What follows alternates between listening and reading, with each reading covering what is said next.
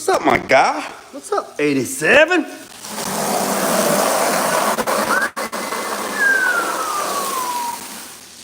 About to water sand this hood, my guy.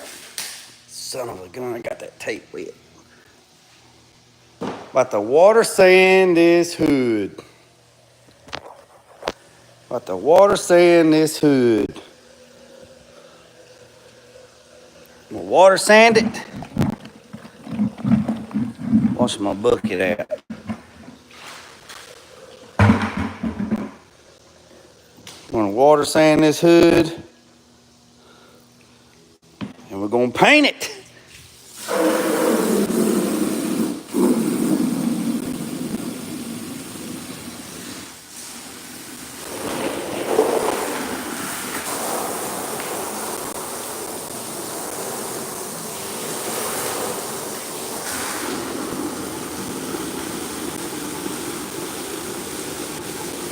Not that bad today. Well, now, it ain't that bad. Not that bad. Not that bad.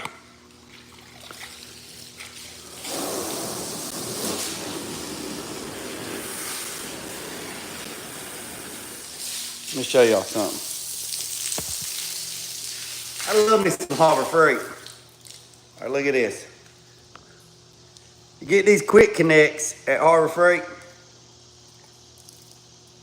You put one end on that and put the other end on that. Look.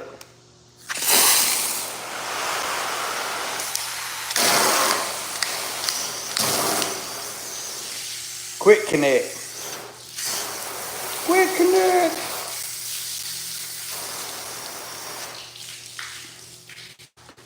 Boy, oh boy, oh boy. What's up, Lee?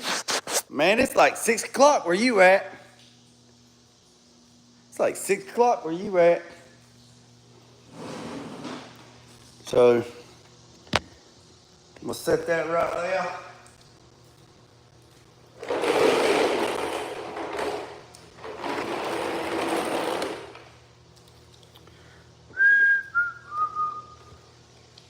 Yeah, let's see. Set that right there. It looks like the daggone lens is fogged up or something. I don't know.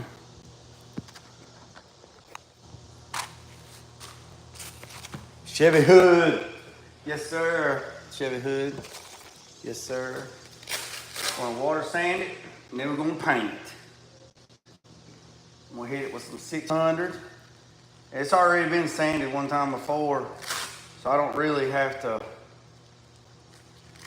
It's already been block sand and water. It's already been done before, so I know it's good, but it's been setting. It's been setting for a pretty good while, so I need to open it back up. I hate to hear that, Lee. So I'm just gonna water sand it with my taco and make it silky smooth. And I'm doing 600. You know what? I need to figure out how to put. Let's see. I'm gonna try to rearrange some stuff. Put y'all at eye level or something. I don't know. Somewhere around there. What's up, Carolina Big? I was talking about you last night, Carolina. Let's see. Yeah, we'll just do it on this side. Since we're already started.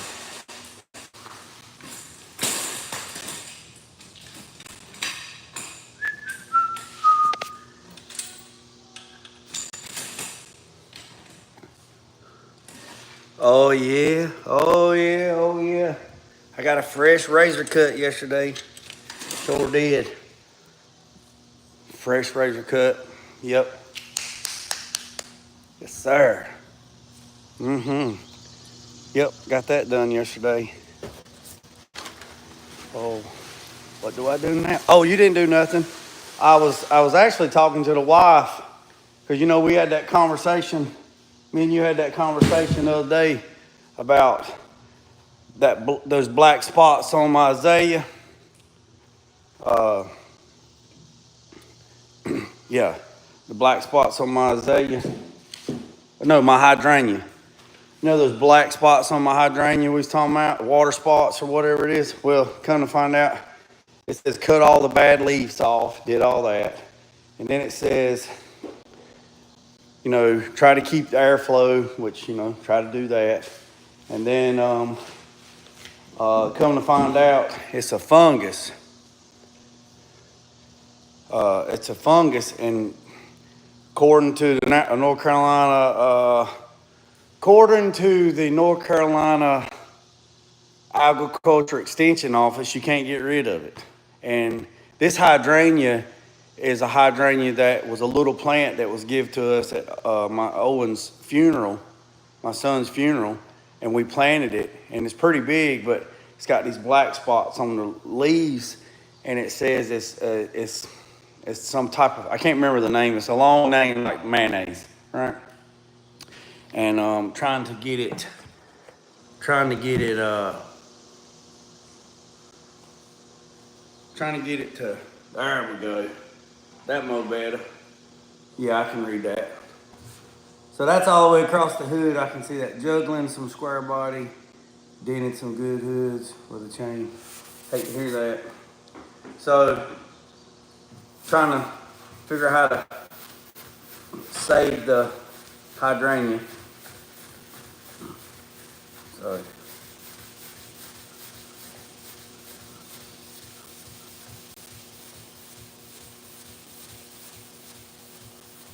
So, like I say, I'm just water sanding. This is 600. This is CRE 321 epoxy. So I'm gonna wet sand this, get this good and go, let it dry, probably tape it up tomorrow, spray, well, if it's good and dry by the end of the day, I'll tape it up today. I ain't gonna rush it. And, slick.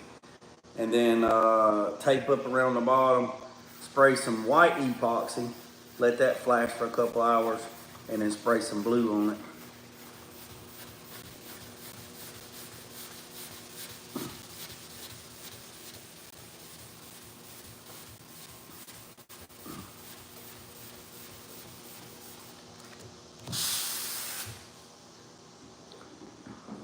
What's up, TJ?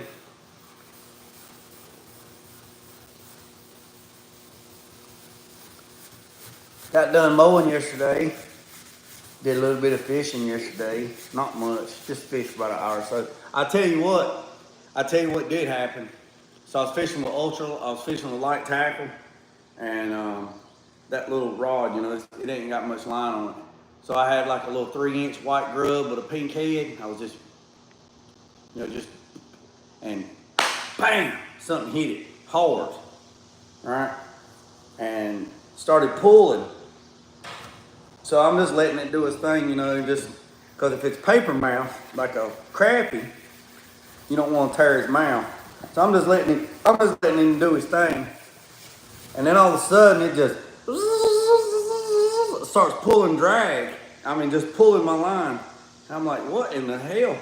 So I start walking the bank, you know, trying to walk with it, and I'm reeling, keeping pressure, and it ain't doing nothing, it's just spinning.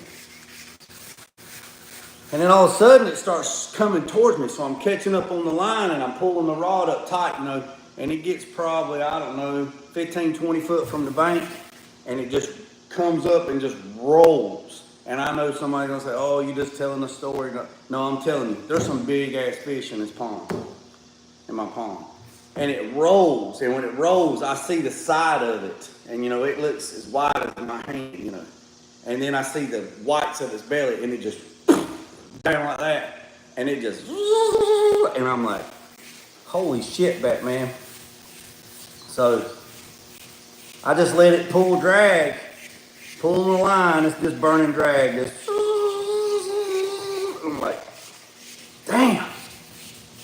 Now you gotta understand, I got 6-pound test line and a little bitty old crappie jig on this thing. And this son gun is eating like nobody's business. He's pulling, or she, whichever. So I get it up to the shallow. So I'm down in about 8 foot of water. So it's going up the bank line and it's going to the shallow end, which is about 4 foot of water. When it gets up to 4 foot of water, it is about that wide and it's about that long. And it was an Arkansas blue. It was a catfish, and he was just pulling. And I had him hooked in the side of the head right there, in that skin. So I'm trying to get it to get up to the bank, and if he gets up to the bank, I'm going in the water. If he gets in the shallow end where I can see, I'm going in the water, and I'm gonna scoop it up and get up to the shallow water, about 3 foot. I can see all the way across, and all of a sudden, that son of a gun got to the shallow water, and I don't know, something boogered him up, spooked him up, and that son of a gun turned that way, gone. And I just held on to it. It didn't break my line, but it stretched the hook out, the little gold hook. So it's probably 10 pound, 12, probably 10, 12 pound blue catfish. He hit that little jig. So then it started lightning and I came on home. So what I'm doing here, this is my son's 1986 square body hood. This is the hood that I painted the other day, the bottom of it, the blue. It's going on that truck right there you see in the background. So the only thing I'm doing is I've already sanded this thing one time before and it was good to go. I blocked it out with 400 and it's just been sitting on the truck. So the problem with sanding is sanding will self-heal itself over time. There's a lot of controversy over that. A lot of people says a scratch is a scratch. Once it's scratched, it's not going away. Well, look at it like this. If you have fresh product, which this was fresh, and I scratched it, and then as it dries and cures and all the solvents evaporate, it shrinks. So if I put an 80 grit scratch in it, and then I wait 3 or 4 days, that 80 grit scratch has closed up because the scratch is not going away, but the scratch is the valley of the scratch has closed up because the material has evaporated and it has shrunk, and because the solvents is coming out of it, so the main product has shrunk or shrink, whatever you want to call it. Once it has shrunk and shrinks, the material is lesser because the solvents have come out of the product. By doing that, the valley of the scratch has closed up. So the scratch is still there, but it's not what it was when you scratched it. So this hood's been done for a few months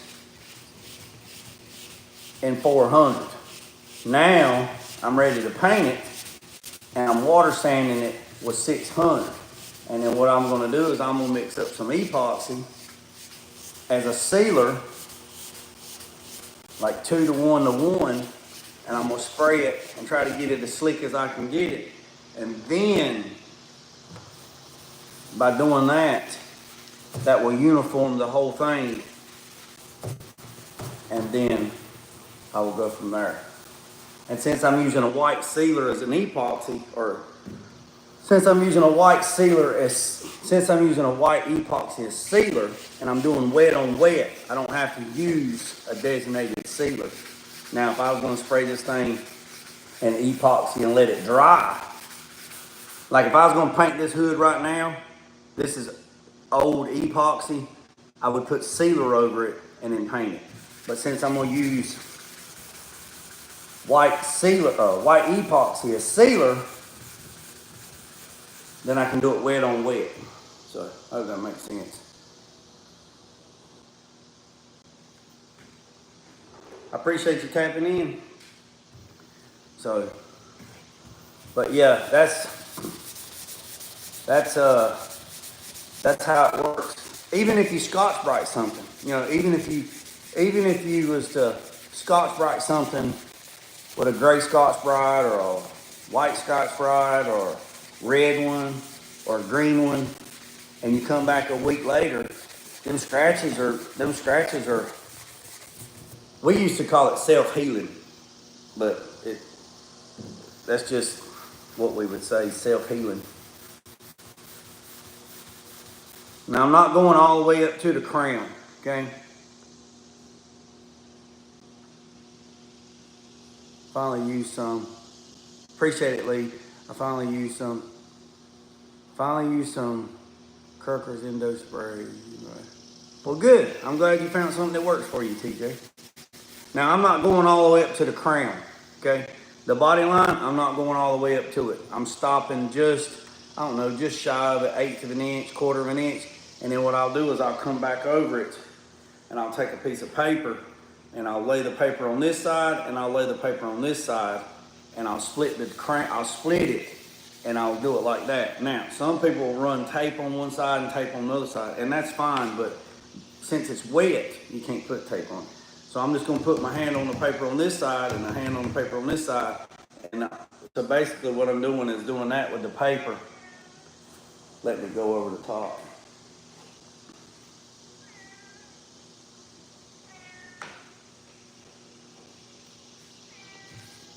Here comes Fat Boy.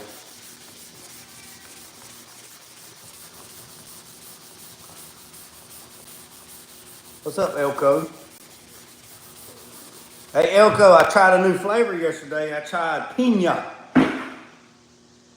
Elko, I tried a new flavor of one of those boils. I tried pina. It was pretty good. I mean, it wasn't like, it didn't hit like that other one, but it was pretty good. So.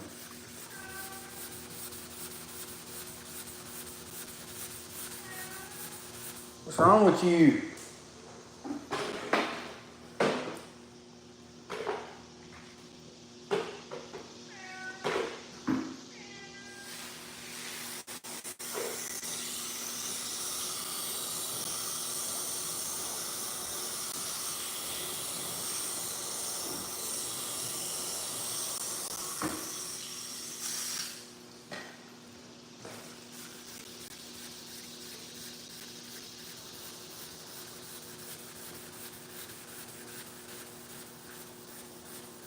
I don't know if I'll get the stripes on it.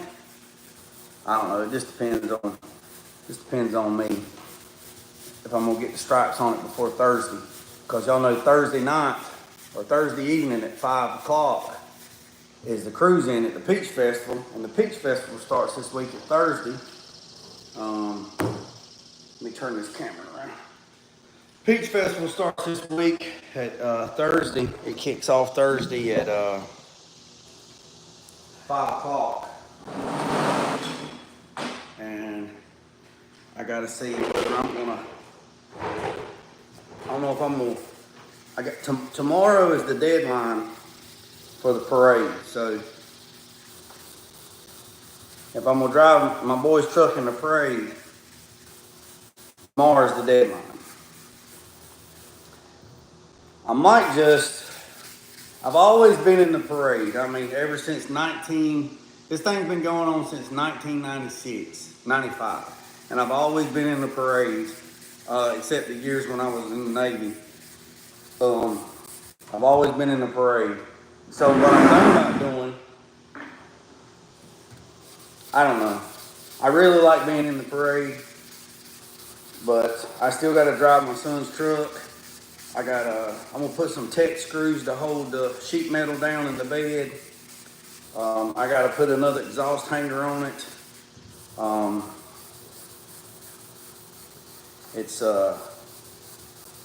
The exhaust is vibrating just a little bit. I need to secure that a little bit better. And I need to test drive it to make sure everything that I did last week fixed all the issues. Because Lord knows you don't want to be in a parade with 700 people, 700 vehicles in a parade, and your shit break down. That ain't cool. I mean, I don't care, but there's no way to get off of the street, easily. So I just have to if I can get everything done and drive it for a couple of days and see, make sure everything goes good, then I'll put it in the parade. If I don't put it in the parade, what I'll do is I'll just go up there and I'll park it, and then I'll film the parade and get some content.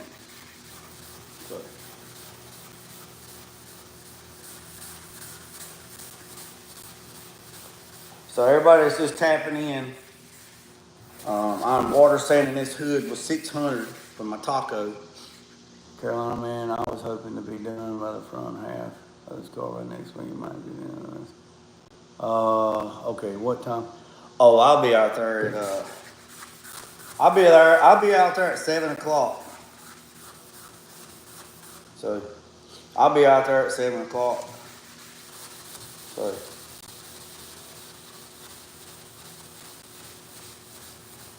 I'll be there all day, in and out.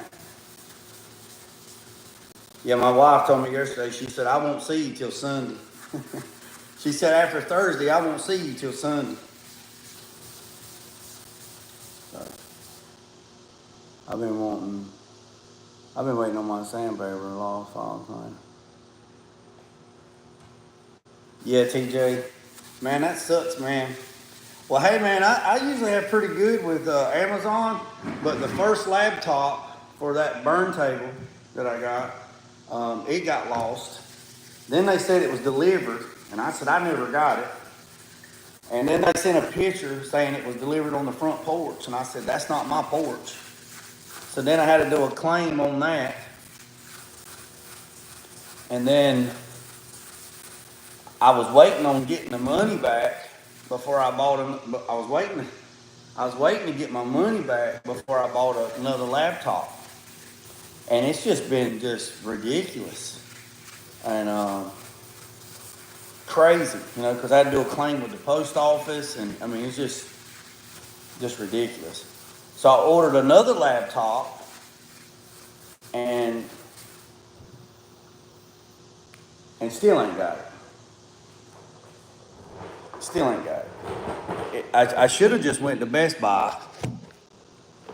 I should have just went to Best Buy.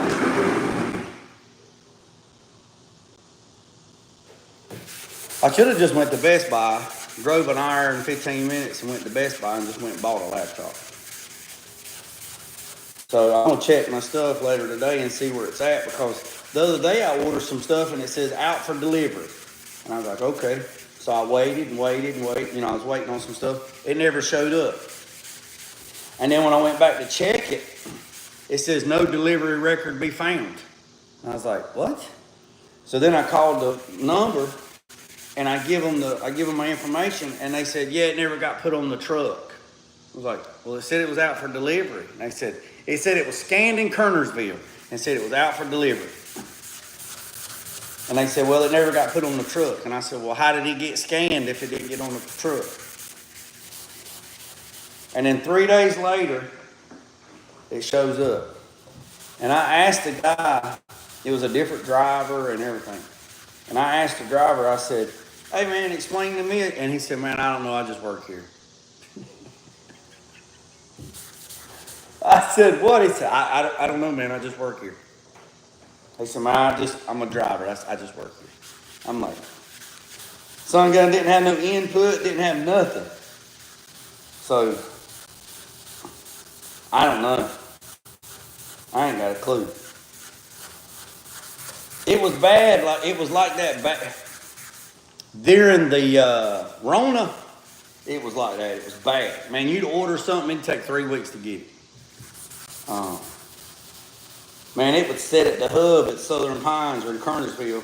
Man, it would sit at the hub for like 2 weeks before you would even get anything. But it shouldn't be like that now, because, you know what I mean? So I don't know.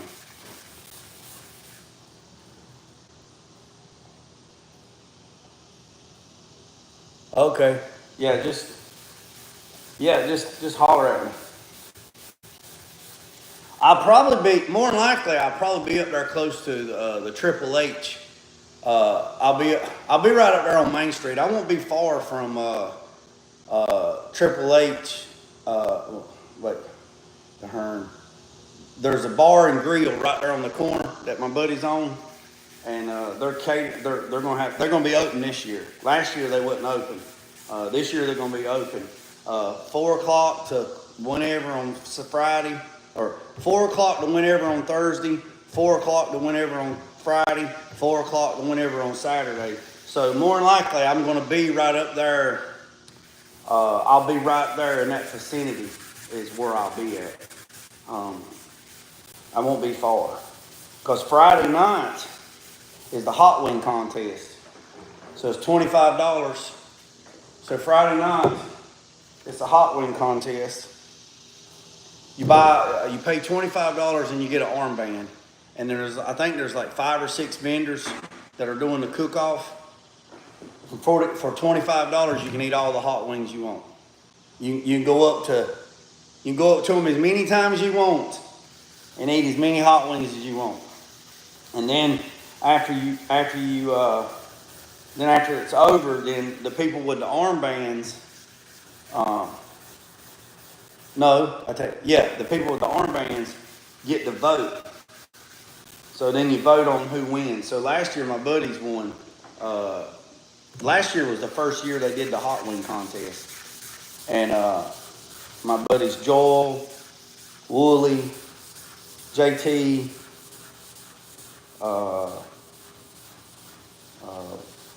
Aaron, all of them, Jimmy, all of them, they were doing it, and they won last year. They won the competition. And also they got a cornhole tournament too. They do a cornhole. There's a cornhole tournament. I sponsored a group last year. I forget what it is. The police department has it on. The police department has it. They the one that promotes it. And I sponsored a team. I think it was like $100 a team. It was either $85 or $100. I can't remember. And they came in 3rd place. And I think first place was like $2,000. It was either like 15. It was either like a $2,000 purse, and it was split up between 3 ways. I think that's what it was. Because last year was the first year, so it's not really fresh on my mind. I'd have to go back and look at the flyer. But I know it was I know it was the top 3, and then it was a $2,000 purse or a $1,500 purse. I sponsored a group, and they came in 3rd. And the deal was, I told them, I said, if we win, I get my money back. And I said, if we win, I get my money back and 10%. And they was like, no, we can't do that. I was like, if y'all win, I get my entry fee back, which was $100, plus 10%. So I get my investment back plus 10%.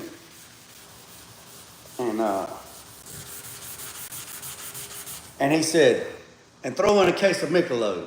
And I was like, what? He said, $100, a case of Michelob in the bottle, you got yourself a deal. And I said, yeah, okay, fine, I'll do it. So it was a $100 entry fee, case of Michelob in the bottle, and they came in 3rd. And the money all goes to the fire department. You know, that's what it's for. But the police department hosted it. That's what it is. That's what it was. So I got my money back plus 10%. So, and then boys got a case of Michelob in the bottle, which was funny as hell. So what I'm doing, boys and girls, ladies and gentlemen, I'm water sanding this hood. If you're new to the channel, there goes that 10% you just made. What are you talking about? There goes that 10% you just made. No, Lewis. No, to Lewis. The deal was, I think you come in at the end. The deal was I sponsored a team to play in the cornhole tournament. And the deal was, I think it was like a 1,500 or 2,000 purse. I can't remember because it was one of them. I think it was one of them because last year was the first year. So they've done it this year. So I sponsored a team this year. And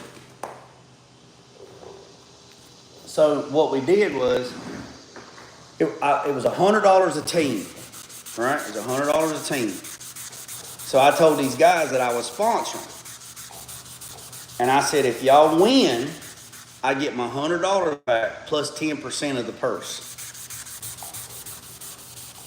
And the guy says, man, that's crazy, man. I said, well, if you don't win, I'm out of $100. And he said, well, I'll tell you what. He said, you got a deal if you do this. You pay the entry fee, which is $100. We'll agree to 10% purse if we win, and you get a case of Michelob beer. I said, okay, deal. So I paid the $100. I give them $100 in a case of Michelob bottle. They came in third. I got my money back plus 10%. So I made money. I didn't lose money. I got my money back plus I made money. But then I spent money because I bought a $25 ticket for the hot wing contest so I could eat all the hot wings. So for $25, you can get all the hot wings you want for $25 out of all the vendors. All you do is walk up with your armband. So yeah. Oh yeah. What's up, SS gang? See you, Carolina Big. Oh yeah, I'm always hustling, man. I'm always making money. I'm always making money. The key is to make money while you're sleeping. If you make money while you're sleeping, then you got it figured out. And that's what I try to tell everybody. If you can make money while you're sleeping, then you got it figured out. So what I'm doing, boys and girls, is I'm just water sanding. I'm water sanding this hood. I put a little bit of soap in the bucket. I'm using my taco. And this is 600. And I'm water sanding to get this thing slick. And then I'll let it dry. I'll tape it up. I'll put a curtain. I put some 36-inch paper all the way around the bottom so it don't blow overspray up underneath the bottom. I'll put some white epoxy down this sealer. I'll mix it like 2 to 1 to 1.5 because I just need coverage. I'll let that flash off for a couple hours, and then I'll come in here and I'll paint it blue. And then I'll let that flash off for a few hours, and then I'll clear it. And I'm probably just going to put 3 coats of clear on. The reason why I'm only going to put 3 coats on is because I'm going to let it flash off. And if I can get this done Monday, then I can let it sit out in the sun Tuesday, bring it back in the booth, sand the hood, lay out the stripes Tuesday, paint the stripes, clear them Tuesday, let them dry all day Tuesday, set it in the sun on Wednesday, let it cure out Wednesday in the sun, and then have a buddy come over on Thursday and help me set the hood on the truck. That's the plan. Well, if you're making money in your sleep, SS gang, then you got it figured out. That's what I tell everybody. If you make money while you're sleeping, you got it figured out. So if you're new to the channel, hit the subscribe button. I greatly appreciate it. Yeah, SS, he's a mess, boy. He's a mess. He thinks he can cook. SS thinks he can cook. SS thinks he can cook.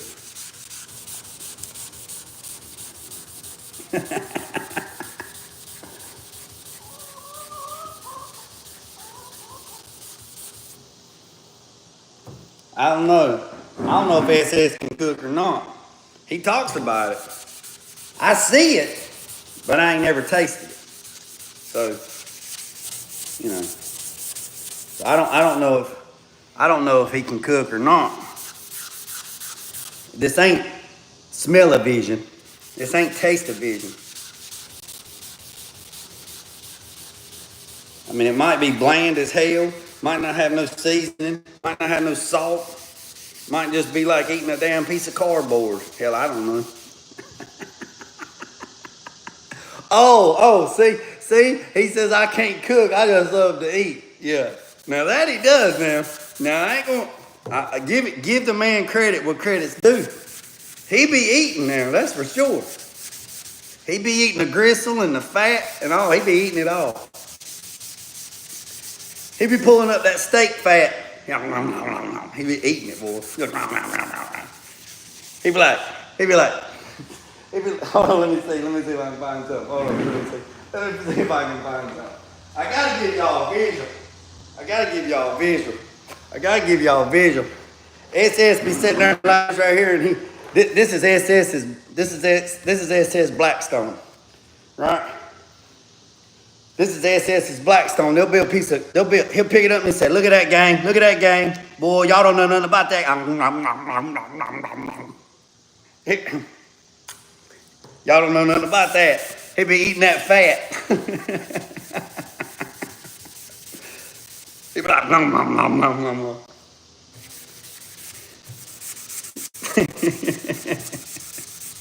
He be doing it. If you don't believe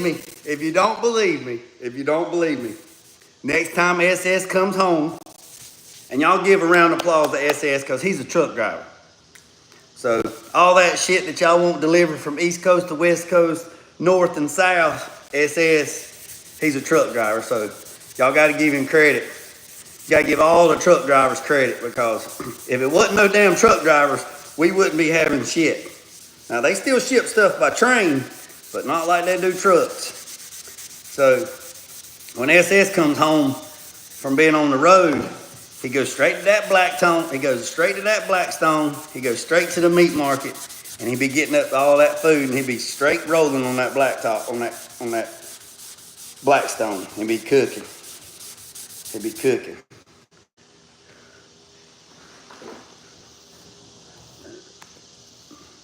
Yeah, oh yeah, I'm not mad at him. Oh yeah, I do it too, because look here.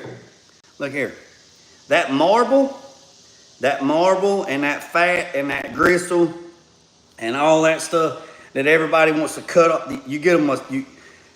If you got a steak and it's sitting there in front of you, and it got all that fat around the edges, and most people were like, "Man, cut all that fat off." You're like, "What? Cut all that fat off? I don't want all that fat on my meat." I'm like, "Well, then why don't you just eat a piece of damn shoe leather then?" Because all that fat and that marble, like Lee said, that is the seasoning to keep the meat moist, flavored, and not dry. You cut all that off of there, and you ain't got nothing but a damn piece of shoe leather. So you can cook the steak with all that fat on it, and then you can trim it off of it after the fact, and then eat it, but don't trim the fat off before you cook it. Don't cut it off before you cook it. You might as well eat that damn taco right there. Oh yeah, I eat it too. I'm messing with you, SS. I'm messing with you. I eat it too. It's like I had some smoked mackerel yesterday, right?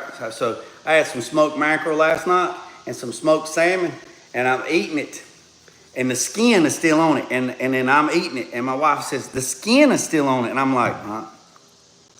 Yeah, and she's like, you're gonna make me throw up. I said, why? She said, you're eating the skin. And I'm like, yeah. She's like, I think I'm gonna be sick.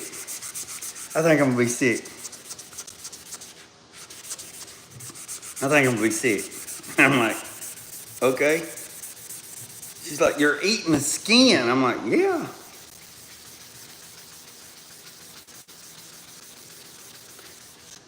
I cut the fat off. Yeah, see, most people do that, Chris. They cut the fat off of it after the fact. Which, that's cool. You can do that. I mean, there's nothing wrong with that. Like when I go out, well, I don't hardly ever go out, but if I was to go out to a restaurant and I eat, I tell them, you know, like to a steakhouse, I tell them, I say, hey, look, you know, where you can pick out your own steak or whatever. I say, hey, look, don't cut the fat off. And they say, what? I said, don't cut the fat off. Cook it with the fat and bring it to my table with the fat on it. And they'll look at you and go, well, that's not how they present it. I said, I don't give a shit how they present it. I'm paying for it. Bring it out here with the fat on it. I will make it go into my belly. No. But most places, you know, well, let me take that back. Most high-end places won't serve a steak with the fat on it because it's not very presentable on the table when you're doing your plating. See, people don't know that. Jay know all about that. Jay know all about that table etiquette. They won't bring the plate out there and plate the ribeye or the steak or the porterhouse or the filet mignon. They won't go out, they won't come out here and plate it with that fat on it because it's not presentable for the public to see that, because it's not very plate etiquette skills for the chef to come out there. Now I had one, a lot of people don't know that. A lot of people don't know that about me. I know all about that cooking etiquette. I did that for years. So I had one chef at one restaurant, a high-end restaurant, came out to me, so it was Hell's Kitchen, came out to me and said, sir, we don't serve the steaks out, we don't, you know, big words like mayonnaise, but basically what he was saying was, sir, we don't bring the steaks out here with the fat on it. It's against HK policies to bring the steak out here with fat on it. I said, well, let me tell you something, big dog, I respect that. But put that shit in a box. Excuse me? Put it in a box, put it in a cup, put it in something and bring it to me. Don't throw my fat in the trash. And he says, sir, we don't have boxes. I said, I know y'all don't have to-go boxes because this is HK. I know you don't have to-go boxes. If I don't eat everything, I don't get to take it home. Bring me the fat. I don't care how you bring it to me. Hide it in a biscuit. Hide it in a piece of bread. But bring me my fat because I'm paying for it. I'm eating it. Get in my belly. Yeah, leave the fat on while you cook it. I don't know if it's true. But I was told, I don't know if it's true. Now, SS might know this and somebody else might know this. Holly, shut up. I'm going to spray you with a water hose. Hush. I don't know if this is true or not, but I was told that Outback steaks are pre-cooked. They come in pre-cooked to just a certain, let's just say, let's say the steak's supposed to be medium, right? So the steak is just a little bit under medium. And then you put it on the grill to get it up to temperature, and then you get it where it's at. I was told that Outback steaks are pre-cooked. That's why they taste like shit. Does anybody I don't know. Holly said we back.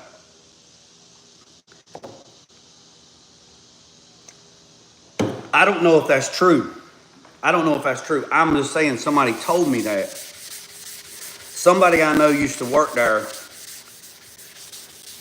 as a bartender, and they said that, you know, since they worked there, they got to see behind the scenes. And they said, now this is just allegedly, that Outback steaks were pre-cooked, and then the cook gets them on the grill and finishes them to whatever desire that. So basically, what they're saying is back there in the refrigerator, they have steaks that's in vacuum pack things that's already pre-cooked, like medium rare, you know, close to medium rare, blah, blah, blah, whatever. And then you go out there, you open it up, and then boom. I don't know if that's true. I'm just saying that's what I was told.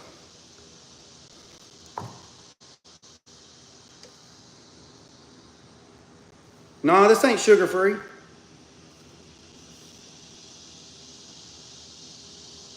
No, this ain't sugar-free.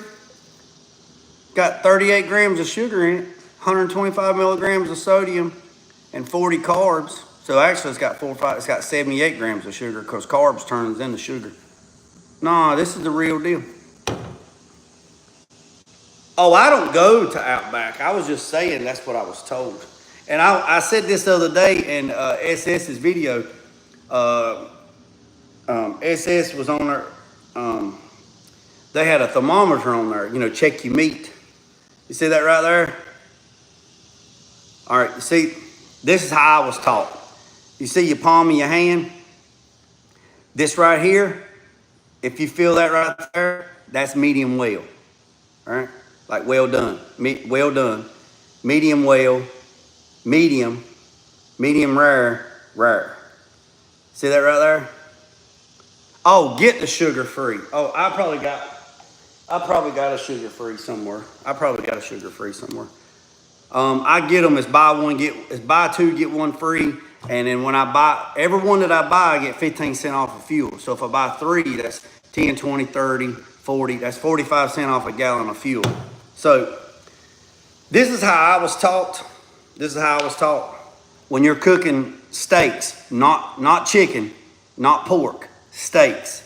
This right here is well done, medium well, medium rare, and then rare, right there. So if I'm cooking a steak and I go to push on it and it feels like that right there, it's well done. If I push on the steak right like that, so if you could cut that in grids, that's how I was taught.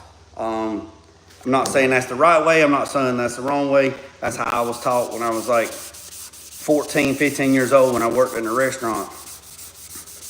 This guy taught me how to, when I worked at the soda shop when I was 14 years old, and Bernice, bless her heart, she was as big as she was tall as she was round. She was a white lady, big as she was tall as she was round. And then Mr. Smith, I don't even know what his first name was, but Mr. Smith was the old black guy that worked there in this cafe, whatever. Now, let's see. So I was 14. So let's see. So this has been in the early 90s. Yeah, the early 90s. And Mr. Smith was the cook in the back. And Bernice was the cook up front. So she done like the breakfast and all that stuff. And Mr. Smith done it too. And it was just her. It was Bernice, Mr. Smith. It was me, and there was some waitress and some shit out there. But I stayed in the back, right? So Mr. Smith on Friday and Saturday night, we would cook fish. So Friday night and Saturday night was fish, right? Seafood, pepper catfish, perch, stuff like that. So I worked there from the time I was 13 years old all the way up to all the way until I graduated high school. So 13, 14, 15, 16, 17, 18, 6 years. I worked there at least 6, 7 years, right?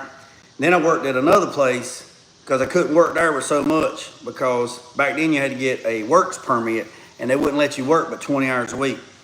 So I would work at the soda shop.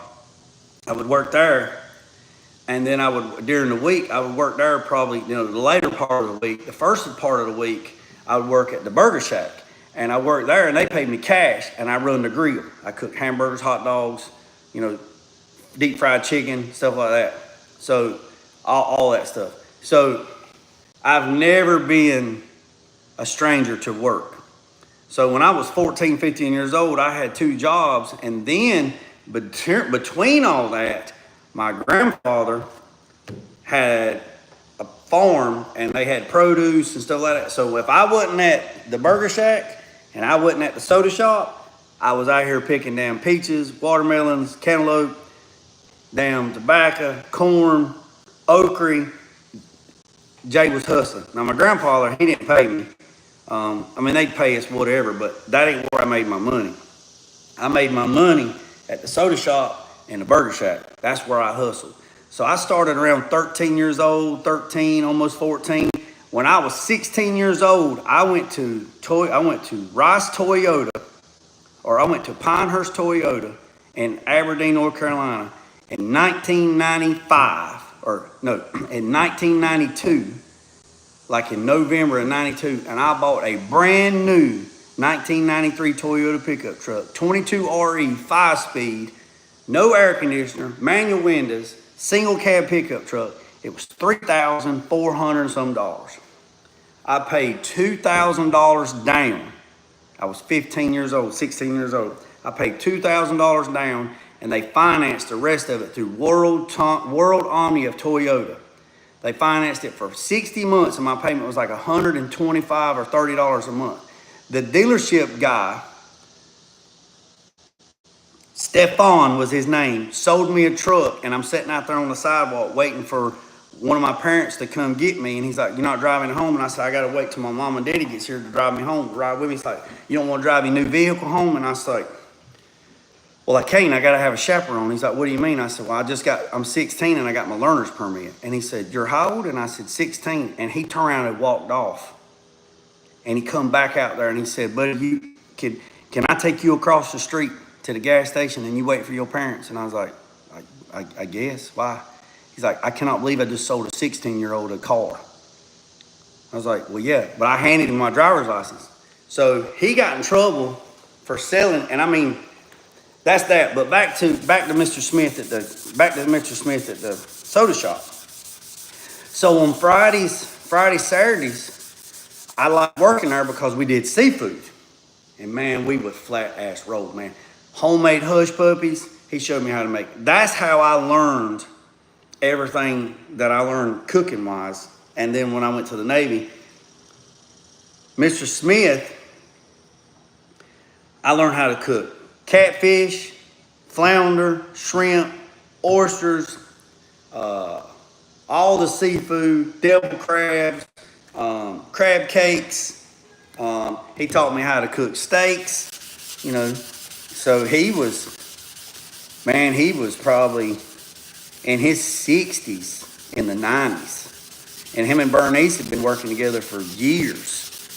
So I worked with Mr. Smith, you know, Thursday, Friday, and Saturdays. And then I would work at the Burger Shack Sundays, Mondays, and Wednesdays. So Sunday mornings, I would be at the Burger Shack working, getting chicken ready for church traffic. Monday and Tuesday. Plus I went to high school. Plus I was in school. And then put some cooking short. I'm gonna spray you with a damn water hose, and you're gonna be a wet pussy cat if you don't shut up. Then you can lick yourself dry on that. Hush! I can't stand a damn cheeky ass cat and a cheeky ass dog. You don't need to be meowing unless you found something or the damn building's on fire. Quit your damn whining. I mean, look, you as big as you are around, you ain't starving. Have you looked at yourself lately? Yeah, I'm talking about you. Lay your big old fat donkey ass down. I'm gonna spray you with the hose. Put the lotion on the skin or you're gonna get the hose. Oh yeah, catfish, man. Pepper, look, SS would probably know this. And then I had somebody ask me, "Is that why you black?" Why I gotta be black? Because a black man taught you how to cook. What? I'm gonna spray you with a water hose. You got one more time and I'm gonna spray you. Look, you already got the dog acting up. Might go out there and whoop him with a water hose. Shut up! I can't stand a whiny ass dog.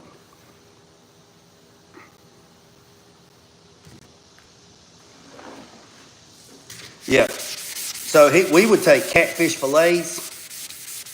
So let me tell you how he would make me do it. We would take catfish fillets. People would come in and they'd order a catfish plate, right? Salt and pepper, right? Salt and pepper. So, go ahead, do it one more time. You know how I do it? I heard you mumble under your breath. Just like a woman, I walk off and you mumble something. Do it again.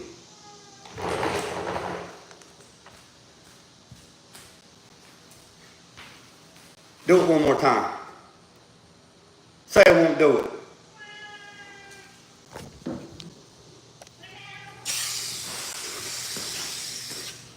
Now you can go lick yourself dry up there.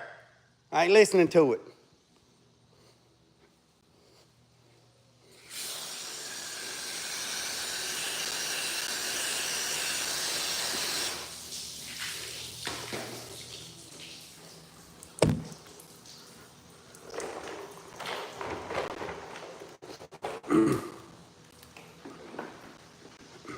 So back to the daggone, back to the fish.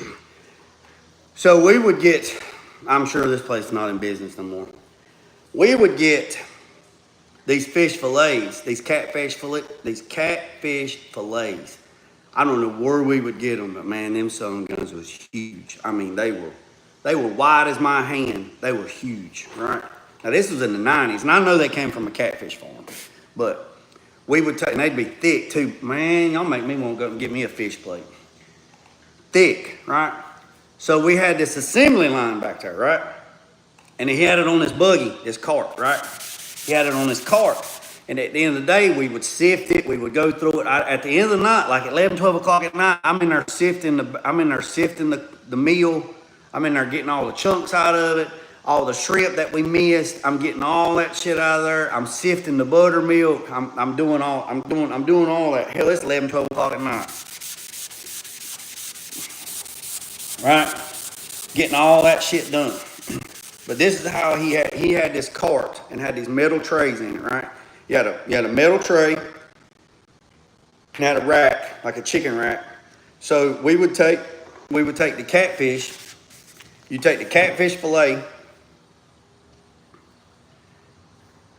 You take the catfish fillet, right? And we would dip it in buttermilk. And I know Impala Jay's on here somewhere. We would take the catfish fillet and we would wash it. It's called milk wash or buttermilk wash or whitewash, whatever you want to call it. We'd wash the catfish in the buttermilk, right? And the buttermilk would have lemon juice in it, right? I'm telling y'all some secrets. Y'all better get y'all some damn pens together. I'm giving y'all free game. Take the catfish fillets and we dump it in the buttermilk. It'd have pepper, lemon juice, and buttermilk, right? Then we would take it out and we would lay it on the rack. And now it's dripping, right? So now it's dripping on the rack to the bottom. So I would do catfish fillets and I would lay them all in there after they've been dripped, right? Then I would take the catfish fillets and I'd put it in the flour. It wasn't flour, but it was this mix that he made. Now you gotta remember, I'm 14, 15 years old, so I don't know what it is. I just know I think it was cornmeal and some other stuff and maybe some seafood bread or something. I don't know, right?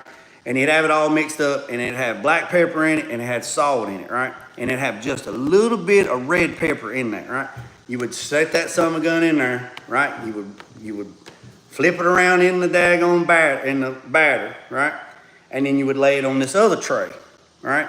So now you got your buttermilk, you wash it in buttermilk, then you put it on a tray to drip. Then you dip it in your flour and your cornmeal batter mix.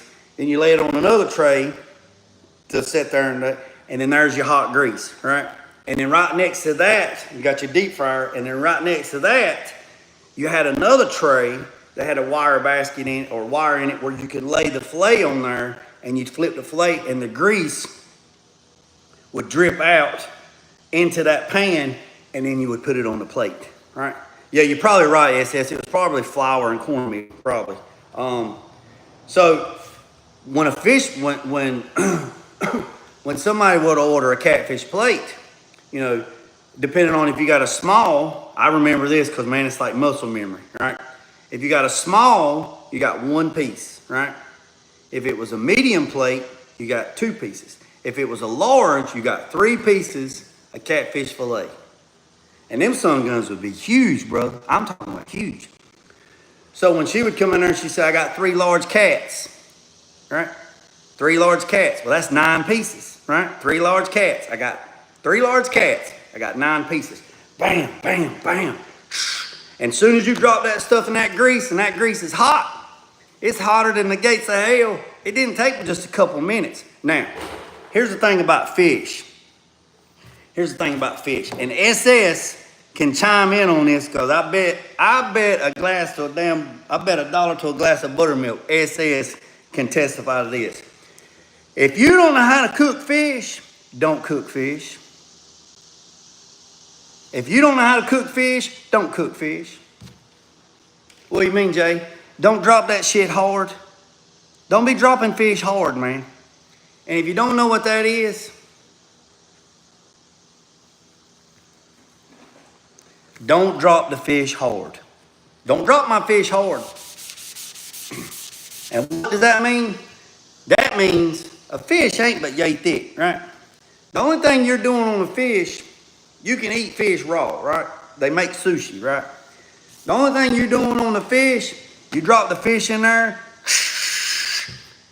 just a couple minutes, you roll that sun gun over with that little basket flipper, you pull it out, you let it drip, drip, drip, drip, and you lay it on the rack and you let it drip. If you take your flounder fillet and your catfish and you take your catfish fillet, bass fillets, striper fillets, catfish fillets, perch fillets, tilapia, whatever type of fish, and you go to tear it apart, and that son of a bitch goes and breaks, and it is crunchy on the inside as it is on the outside, you might as well throw that shit in the trash. You need to be able to break that fish apart and pick the fillet out with a damn toothpick and let that shit just fall out. You just want that light little crust on the outside, and you want that inside moist, wet, and tender. Y'all know how it is, you know. Chicken livers is the same way. Chicken liver is the same way. Get a damn chicken liver and like eating on a damn rock, like a damn blue flint rock. Come on, man. Yeah. Yes, sir. Don't drop your fish hard. Don't drop your fish hard and your chicken livers and your chicken gizzards. Don't drop that shit hard. It should remain flaky. Yep. Thank you, Mike. It should remain flaky. You ain't cooking that shit damn. But we would do that Friday night and Saturday night. Make a killing. And the hush puppies, there was a thing for the hush puppies. There was a whole deep fryer just for hush puppies, right? And the hush puppies, we would mix that stuff up in 5-gallon buckets, right? So we would, like, kitchen prep. That stuff would be in 5-gallon buckets. No, I told you wrong. 3.5 bucket, the mid bucket, right? And then you'd have, that thing would be set beside another deep fryer, and you'd have like an ice cream scooper, but it'd be the small one, like the tablespoon or the teaspoon. No, tablespoon. It'd be the tablespoon scooper, right? I'm using 600. Chris, I'm using 600. The trick to fish is try. That's right, SS. That's right. You're right, SS. That's right. So they had, we had the hush puppy mix that he made had a little bit of onions in it. And a lot of people didn't like that. So he had 2 different types, and then that got aggravating as hell. So they just, it's onions. If you didn't like it, you didn't get it. Don't eat the damn hush puppies, you know. And then we'd have cornbread too. Cornbread. We'd have cornbread. Like, that's right, it's not cornbread, we'd have cornbread. And we'd have hush puppies. You know, we would do a bunch of hush puppies, but we wouldn't do too many because you didn't want them to get, you know, hard and old. So we do, because you get 4 or 6 hush puppies on a plate, you know, just. So that little scooper is like a tablespoon scooper, man. And you'd scoop it up and like making ice cream. And then later on, he changed it up, and we had hush puppies later on in the years. We had hush puppies like in a cake batter thing, and had 2 wires that went across the thing, and you just. But them hush puppies, they would come out and they'd look long, they look like little viney weenies. I liked it doing it better the other way. Cornbread, baby. We down here say cornbread. Don't be putting no sugar in no damn cornbread now. Ain't nobody eating no damn sweet cornbread. So, I got a question. I've seen people eat pickles and onions with their fish. No, I hadn't. No, I haven't. I haven't seen that. It's it. Now I'll eat lemon. Are they trying to get it because they're trying to get the acidic from the pickles? Because that's why you eat the lemon, is get the acidic for the chemistry of the fish. That's why people put lemon juice, because you're trying to get that acidic. And see, a lot of people don't understand this, or don't realize cooking is all about chemistry. You know, you're taking this ingredient and this ingredient and you put them together and voila, you got this, you know. And then sometimes you put this and you got, what the hell is that? You know, so it's all chemistry, you know. It's all chemistry. If your cornbread is crappy, I don't take long. We don't eat corn. That's right, that's right. What's up, 84? Yeah. Yeah.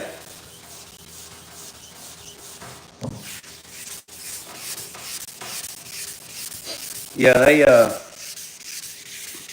see if I mean, relish. I don't think he's talking about relish.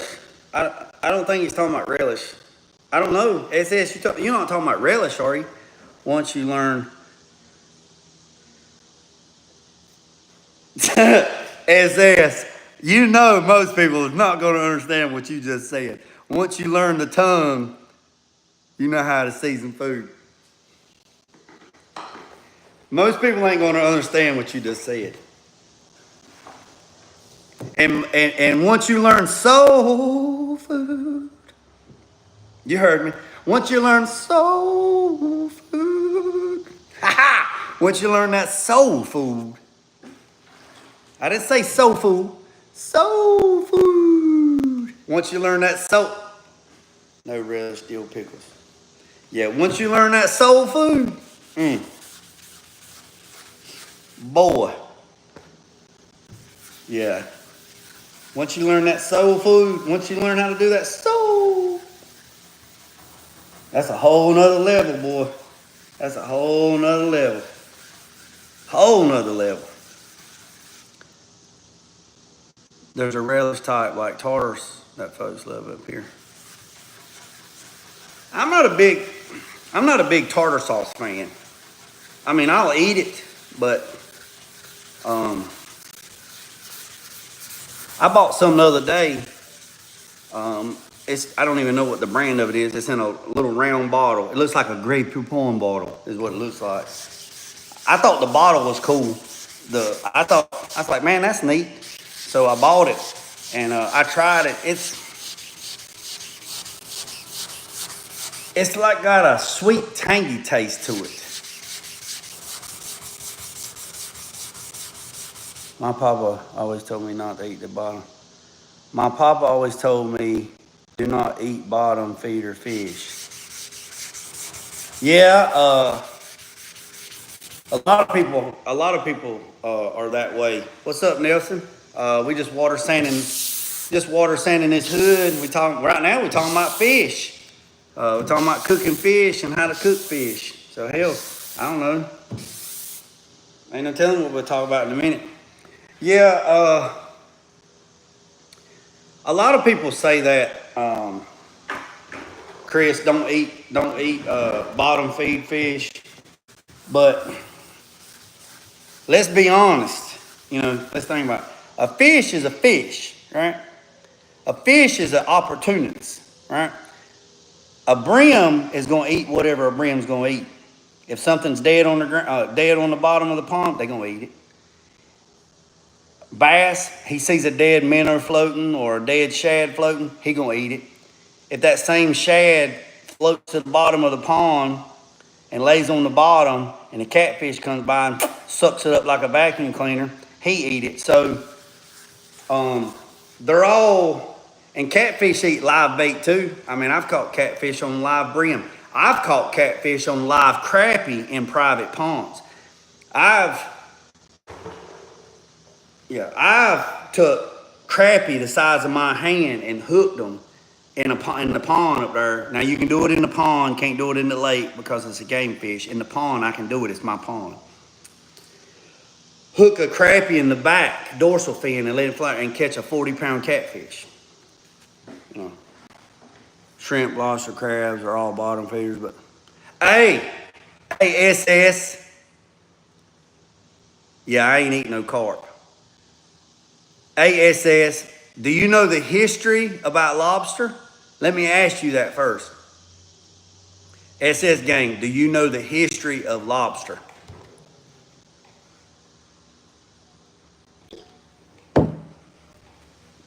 We're gonna see if SS knows. We're gonna see if SS knows the history of lobster.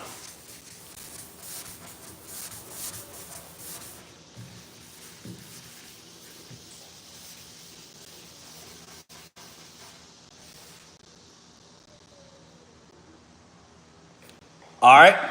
Lobster used to be poor people food. Lobster was junk food. Lobster was riffraff food.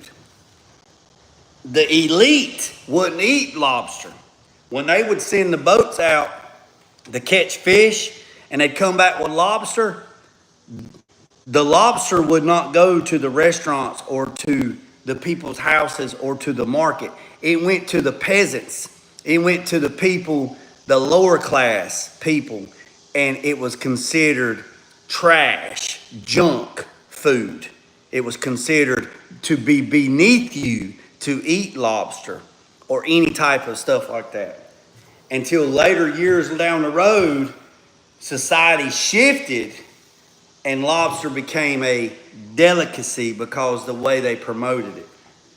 But in the very beginning, lobsters, you can look this up, you can Google it. Lobster was riffraff food, junk, possum food, raccoon food. I'm not eating that. But you'll eat caviar, you'll eat fish eggs, but you won't eat lobster. Come on now. Come on now. Explain that, make that make sense to me. You're not going to eat a lobster, but you're going to eat eggs. Okay. So, yeah.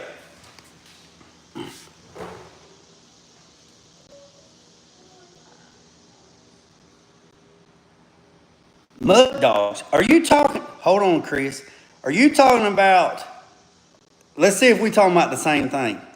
Are you talking about the little bitty fish that looks like a salamander? He's got little bitty tentacles on the side of his head. He got 4 legs. He's got a tail. He got a flat head like a catfish. Is that what you're talking about, mud dogs? Is that what you're talking about? He looks like an overgrown salamander.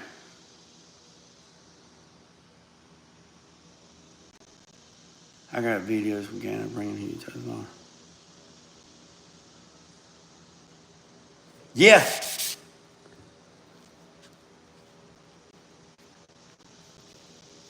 Yeah, SS. Just like diamonds. Diamonds used to be just rocks. Diamonds used to be just rocks until society changed it and made them, oh, you got to spend 3 months of salary on buying a diamond for your girlfriend or your fiance. So, 84 said that. I'm sorry. Yeah, 84. I'm sorry. Yeah, 84. Yeah. Yeah.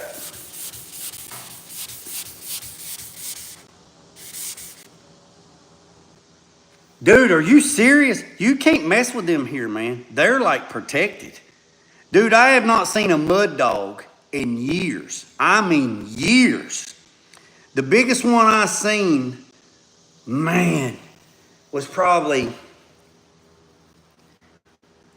I don't know, 10 years ago. I heard it was actually in the shop. None of this concrete, none of this was here. It was just a big building. There was nothing here. It was all gravel. All out there, everything out there you see this concrete was blue gravel. But in the shop, I was sitting there doing something. I was sanding or doing something, and I looked over on the floor, and I seen something moving across the floor. And I'm like, what in the hell is that? And it was probably, I don't know, 10, 12 inches long. And I'm like, what is that? It looked like a squirrel. What it looked like was a squirrel that had been rolled in mud, is what I thought it was. And I go over there and look, and he was just trying his best to move. He was dry. He was covered in dirt. And I was like, holy shit, that's a mud dog. And I hadn't seen, now I've seen them little in the creek when we catching crawfish and stuff like that. Or y'all call them crawfish, we call them crawdaddies. Little crawdaddies down there in the creek catching some crawdaddies and little baby white catfish in the creeks.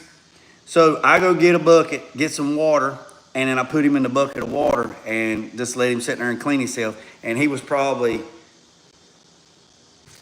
are we talking about the mud dog like a salamander or a mud dog the fish? Which one are we talking about?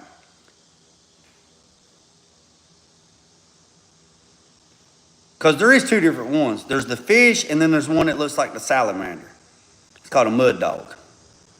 He's got the little tentacles, look like coral reef on the side of his head like this. Look like damn Davy Jones off of damn Pirates of the Caribbean. Is that what we talking about? Because I don't want to be talking about the wrong thing and you're like, what the hell is he talking about? Is that what we talking about?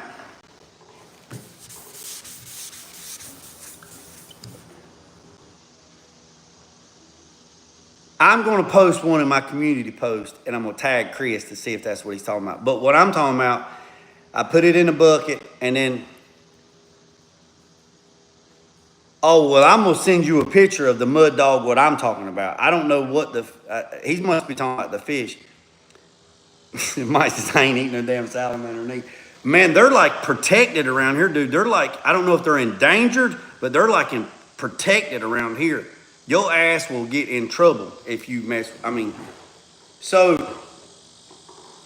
I took him out of the shop. I got him all whatever, and then I took him down there to the swamp bottom, and I let him out, and he just crawled off into the thing and just down into the muck he went.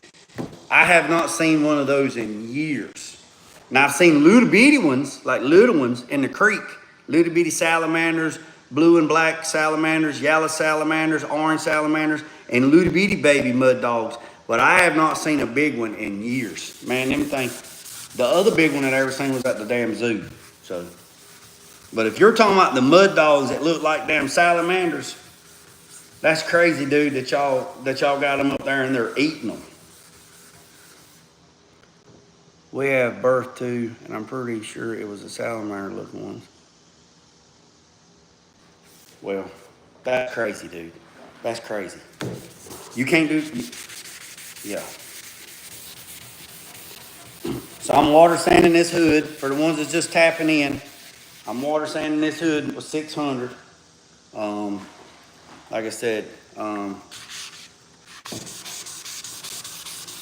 I tell you what, man. See if you can box up about a dozen of them and mail them to me. I'll pay you for them. I'll turn them suckers loose down here in the swamp.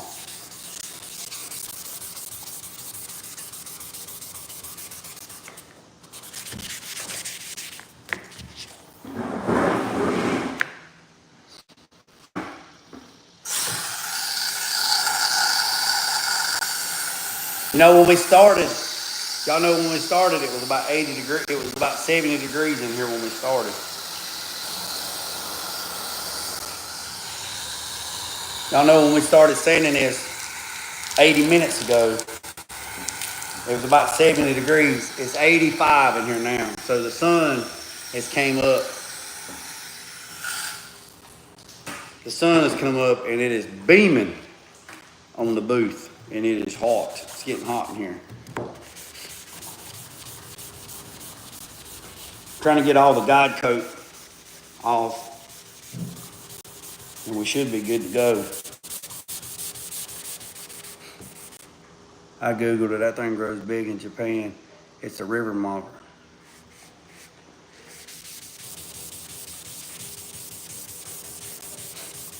Yeah, SS. They get big over there.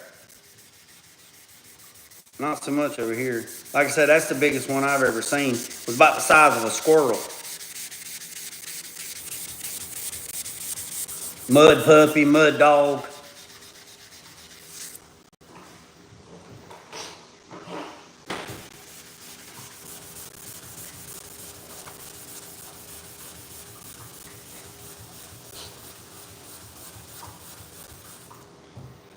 Next time my son goes fishing. That's what's up, man. That's cool, man.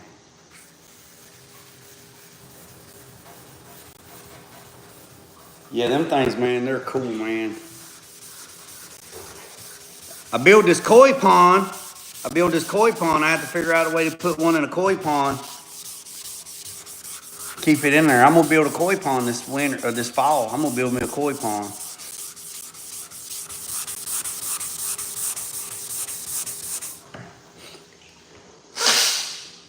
Let me show y'all.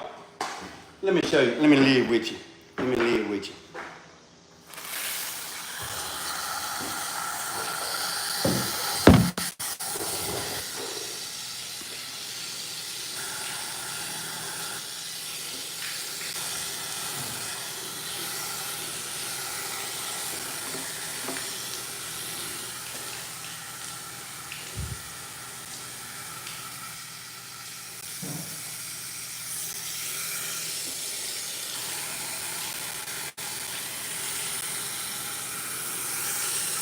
Do a sight test.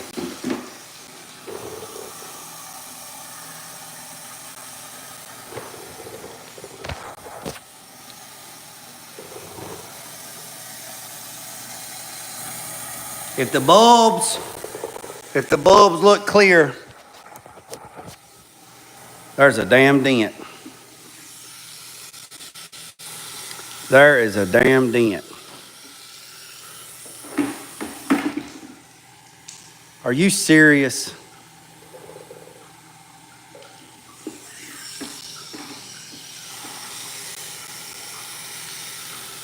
You got to be.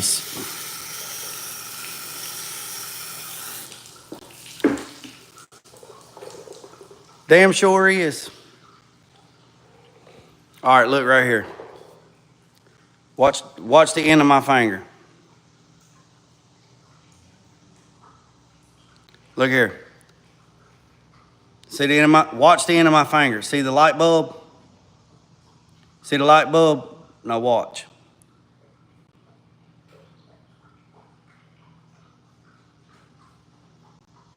Bam, a dent. See that? See that right there?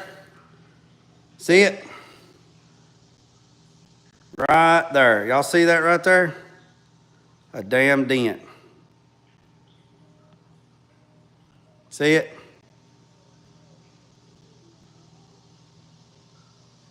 See the light bulb? And see the dent is right there. Look, hold on, right.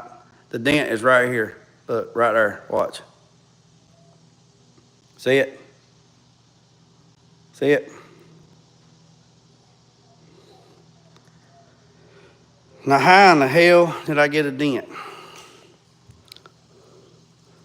I can't feel it, but damn if we can't see it. Well, I won't be able to show you right now because it's wet. Diesel, hush! Damn.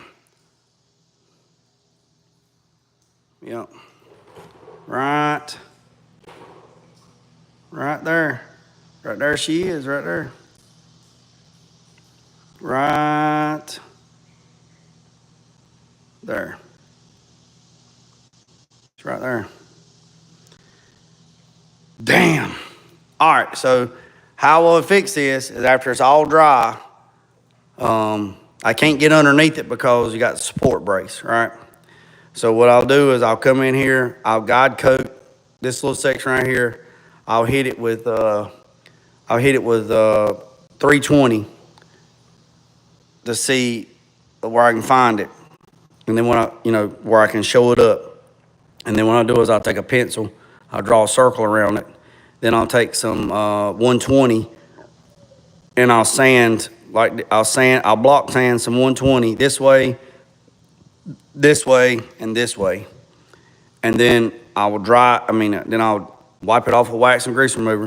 And then I'll mix up some glazing putty and I'll swipe it, all right? Swiper, no swiping. I'll let that dry, I'll block it out. I'll spot prime here, here, and here. So what I'll do is I'll spot prime here. It's called a reverse triangle method. So I'll prime here, and then I'll come out about 2 inches, I'll prime again, and then I'll come out about 2 inches, and I'll prime again. So the prime spot will be twice the size of my hand. Then I'll have to let that completely dry. And then once that completely dries, then I'll have to block that back out and then do that. So won't be today, or it won't be on this episode. Won't be on this episode of How Fucked Up Is That? Everybody wants to be a painter. Everybody wants to do big boy shit until it's time to do big boy shit. I don't even know how that even transpired. It looks like a damn ping, like something, like a ping pong ball or a golf ball hit it.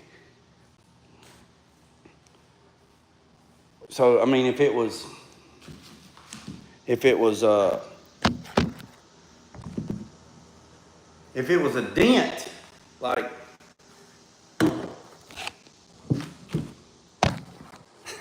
if it was like a dent like that, it'd be in contact.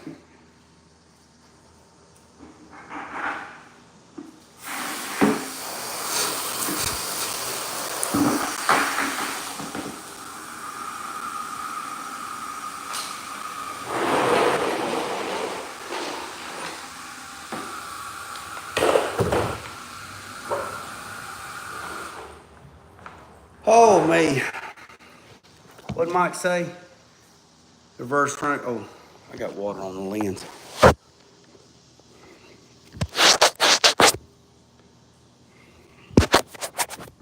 What'd Mike say? Reverse triangle sounds like like a UFC move. Yeah, reverse triangle, rear naked choke.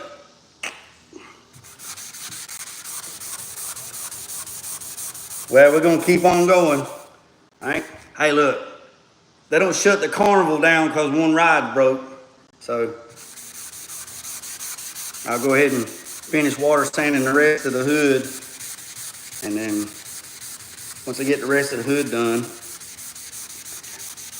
then I'll dry the hood off, turn the fans on, get some airflow going, then I'll knock it out, fix it, and then go from there. So.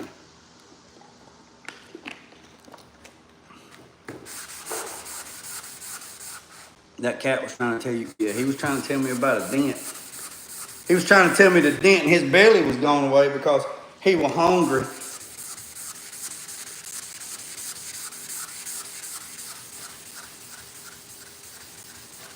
I gotta wait after church. It's about 1 o'clock. I gotta call the client on the box truck and see what his thoughts are on the seats. Does he like where they're at? Does he don't like where they're at? Does he want to change something? See what he says, because tomorrow we'll try to finish up. We'll try to finish up the driver's seat tomorrow and start working on the passenger seat bracket tomorrow. And sometime today I'm gonna practice bead rolling, trying to get some patterns together. Also, I've been looking at some race car stuff, like Race Car Solutions.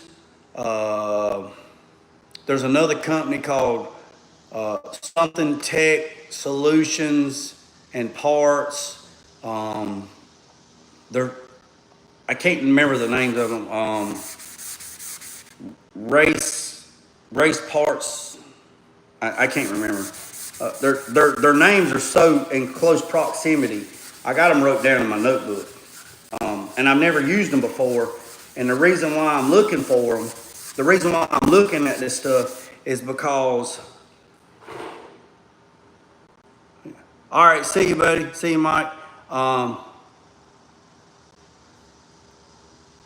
think he's going to like it the way it is. Oh, I hope so. Sometimes I use black powder. Yeah, I'll. It's got guide code on it now. It's got guide code on it now. You can barely see it, But when I go to fix that dent, I'll use the powder. I'll use the powder. Yeah, it helps. It helps it find it, and the light helps too. So, Mike cooking mud dogs. Yeah, Mike cooking mud dogs and chitlin stew.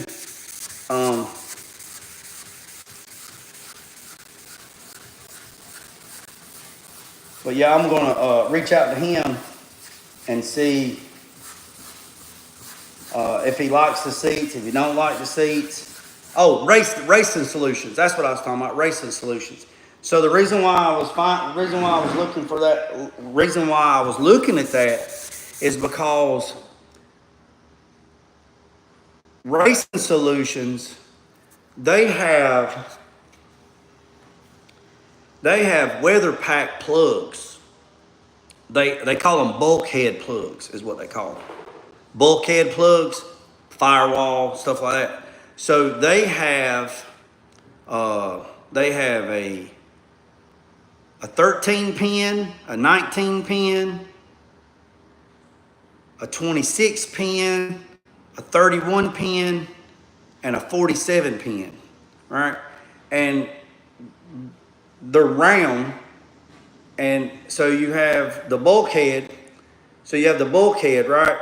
And the bulkhead, you cut a hole, whatever, say a 1-inch hole, and then you slide the bulkhead onto the bulkhead, and then you fasten it with your rivets. Well, then on this end here, it is the female side. And then on the inside of it, it has the wiring harness, right?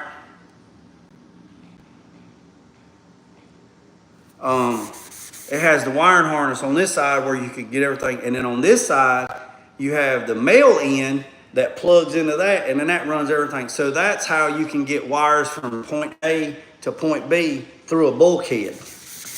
Other than cutting a hole and putting a grommet and just running the wires through it.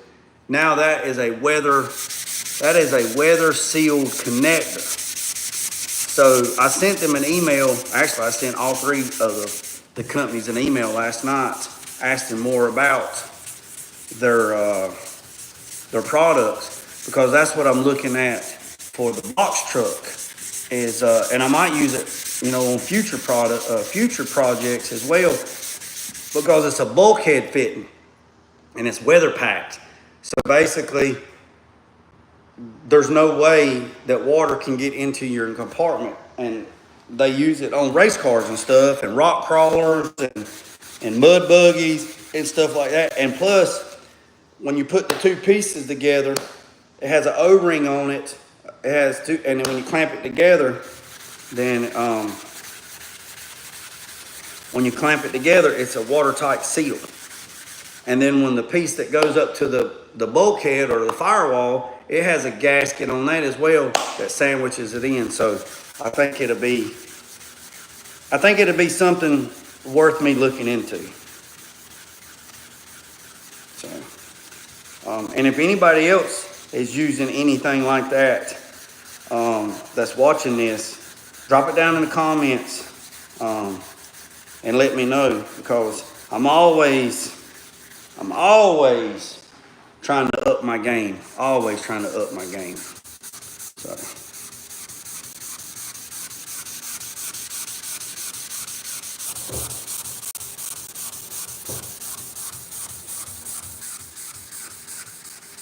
There's Hattie, the chicken. Ooh.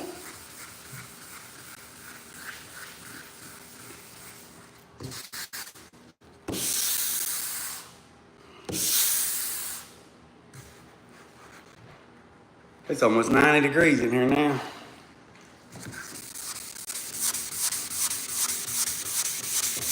All right, boys and girls. The chat's kind of something like a factory computer on it that stops. Yes.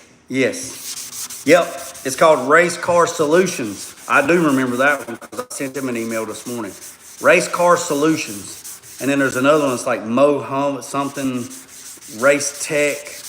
Wiring Solutions or wiring something, but Race Tech Solutions is one that I remember.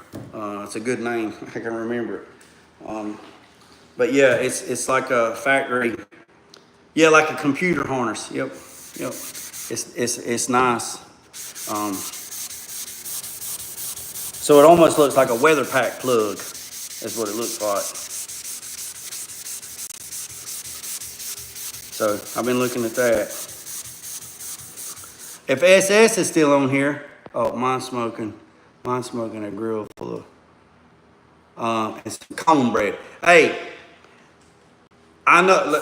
Let me tell SS something, because I forgot to tell him the other day. So we was talking about the seam of that back seat on the box truck was 19 and a half inches up. The seam on my back seat of my truck was 13 inches, 13 and a half inches. So you got 13, 14, 15, 16, 17, 18, 19. You had 6 inches, right? Somewhere in there, 5 or 6 inches. So what I did is I did it in smaller intervals. So I cut 2 inches off the leg first, and it dropped it down, and then I set in the seat. And then I didn't like that, so I cut another inch off. So that brought it down 3 inches. And it was almost where I wanted it. And then I cut a half inch. Well, actually, I cut 3/4 of it off, because when I put a 3/16 plate for the base plate, that would bring it back up. So then I cut that off and dropped it down. So I cut it down 2 inches, and then another inch, and then 3/4 of an inch. So I actually cut 3 3/4 of an inch off of the legs of the back seat, and that brought it down. And when I sit in it, it feels a whole lot better. It feels a whole lot better. So we talked about going 4 or 5 inches. So 3 3/4 was a good number, because that brought it down 3 3/4. And then when I put a 3/16 plate, that's going to pick it back up, and it will be right under 3 and a half inches that I cut the legs off. Sup, Scoot? So that's good. That brought the whole back seat down from 19 inches, 19, so it come up 15, 16, 17, 18. So it's right at 16 inches. Yeah. So it doesn't say 19 and 3, 6, 7, 8, 9. So that's 16. So it's like 16 and a half. So the seats in the box truck is an inch higher than the back seat in my 2015 Silverado. But the cushion on my truck, the thickness of the cushion on my truck is thinner than the cushion in the back of the box truck. So if you measure from the floor to the bottom of my seat in my 2015, it measures the same as it does in the box truck for the back seat for the Ford Explorer. Does that make sense? So the bottom line is the same. The cushion thickness is what's different. So it fits great. So SS was on the live the other day. He's like, cut the legs down for little people. But we plan on matching it, so it worked out great. On that. So going to do the exact same thing on the third row seat. Going to make it on the same plane height as the second row seat.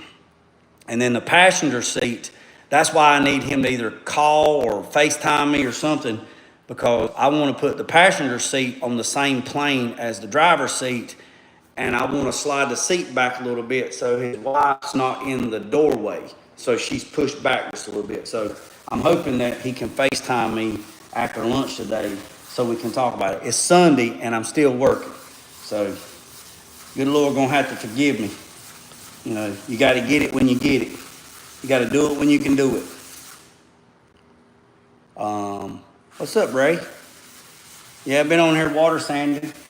Been on here for about an hour. Well, 102 minutes. So let me show you what I'm doing right here. Yeah, there we go. Let me turn this thing around.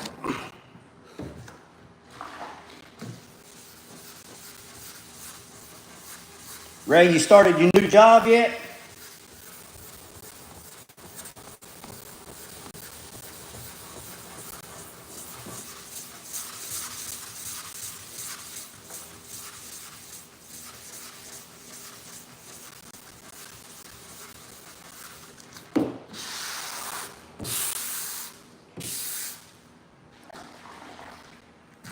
It's good to see Bill drop the video yesterday.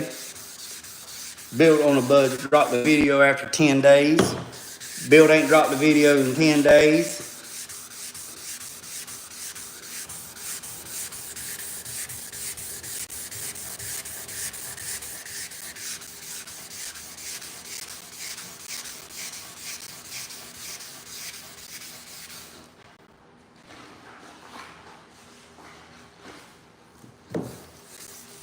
That's the day the Peach Festival starts, Thursday.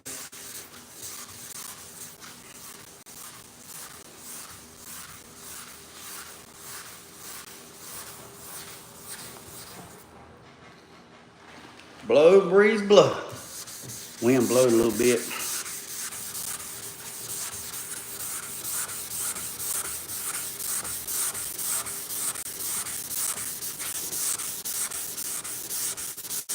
Yeah, he was resting. He needs to rest. It's too hot for him to do anything. I mean, it's too hot. Well, I can't ship you no peaches to California. They'll be down going mush by the time you get them.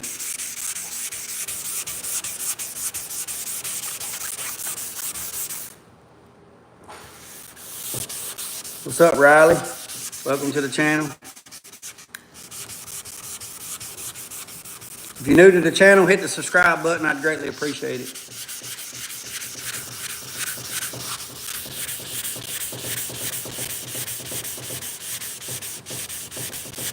Yeah, I'd have to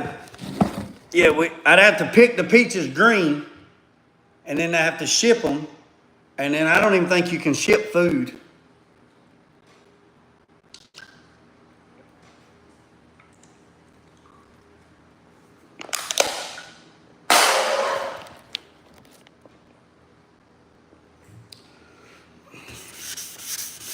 I don't even think you can ship food. Not through the post office. So if I shipped it through UPS or FedEx and I picked them green, it's 100 degrees. I'd have to put them in a refrigerator box with dry ice or ice packs. Because by the time you got them in California and by the time the way shipping is today,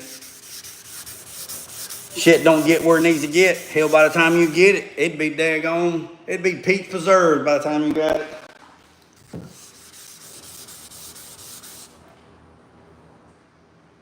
What pick do you have? What pick? What are you talking about, pick? What are you talking about, pick? Yeah, I tried to mail somebody summer sausage one time. And which don't make no sense. It's right there. It's right there. Yeah, right there. 86C10. This what doesn't make no sense to me. This what don't make no sense. I can go.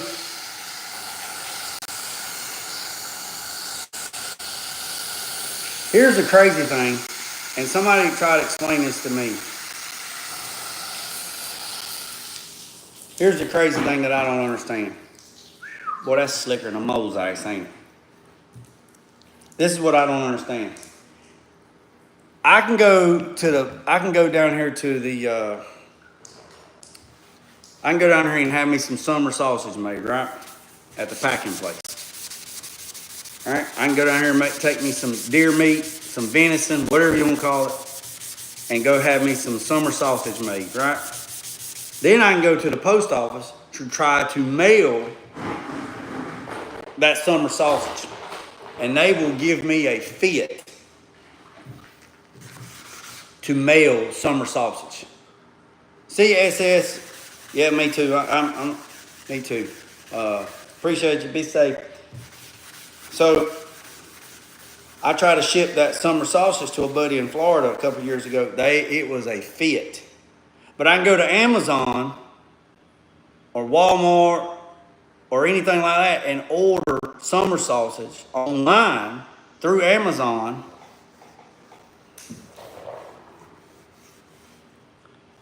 I can order that on Amazon and have it shipped. No problem. Somebody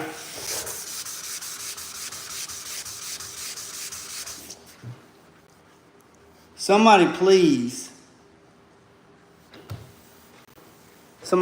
explain that to me. How is that?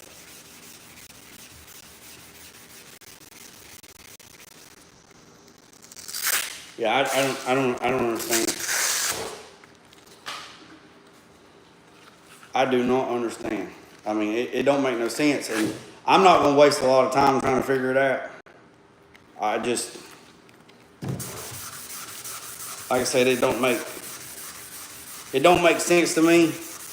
And I've asked, like I asked the postmaster, and they's like, you know, laws, this, whatever, blah, it's weird, blah. I was like, well, I can order it online and it's fine. But then I talked to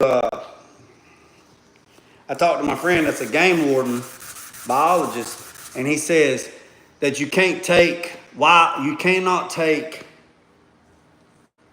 wildlife across state lines.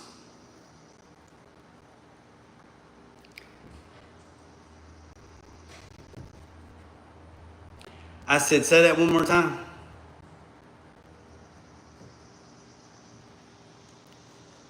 He said, you cannot transport wildlife across. Yeah, I know who you are, Anonymous. I hope you're good, buddy. You cannot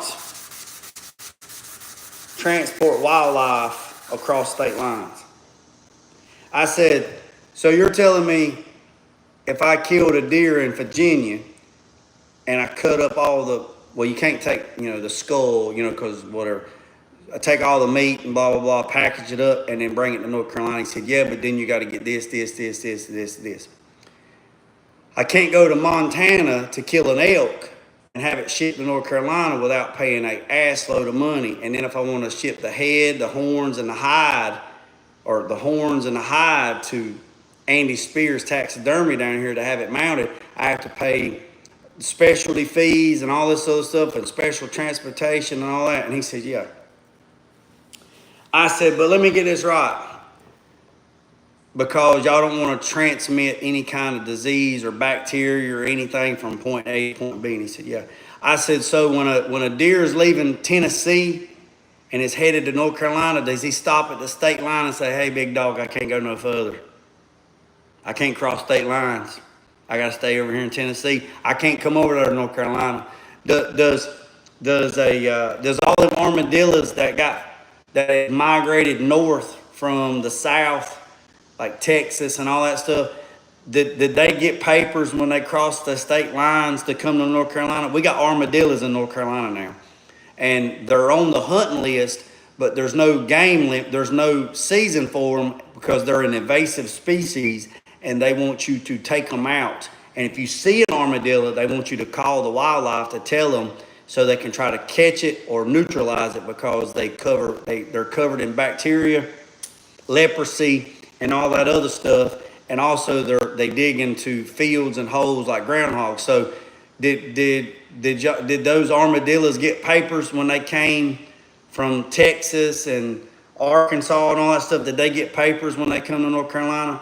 Did all those hogs that got washed out of all those hog houses down in the South back in the 80s, and they migrated, and now we got wild hogs. We got wild boar hogs, Vietnamese hogs here in the woods that get 600, 700, 800 pounds. Did they get papers when they come up here too? Final notice. I noticed you the last time. I said, hey, Anonymous. I said, finally, noticed me. I noticed you I recognized you when you said, hey, handyman, remember me? I said, yes, I remember you. I hope you're well. That's what I said. We ain't allowed to carry fire. See, that's crazy. I don't. But a storm, because they don't want you to transmit bugs and stuff from one state to the next state. But guess what? When the wind blows and storms, they take bugs from one state and blow it to the next state. You know? They try to control too much crap, man.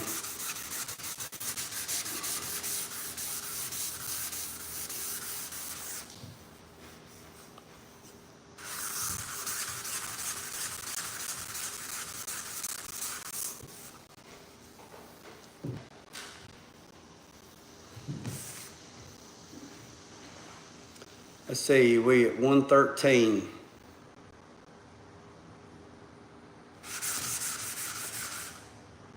At least. In Delaware. What's in Delaware? What's in Delaware?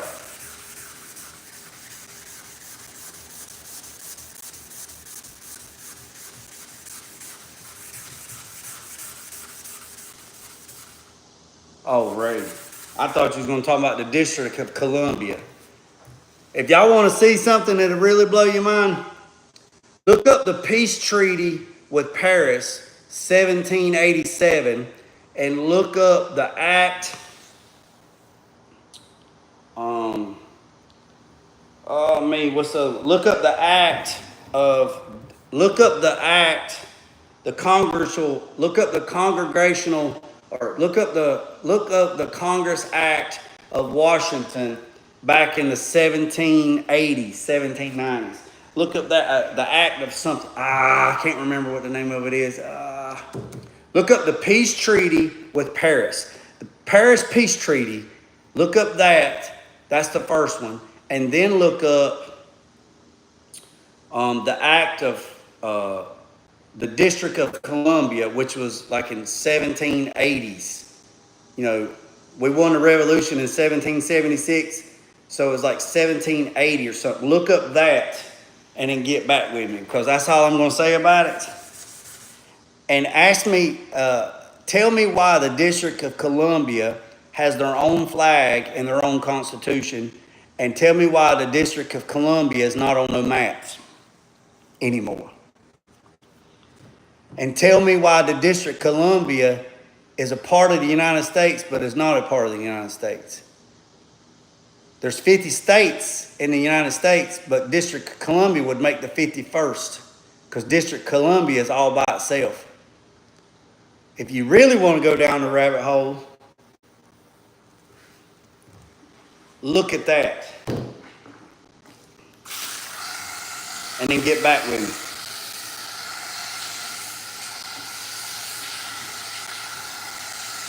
It has to do with kings and queens and princes and all that stuff. Yeah, just look up this is all I'm going to say. Look up the treaty with Paris, 17 something, Paris Treaty, and look up the other thing.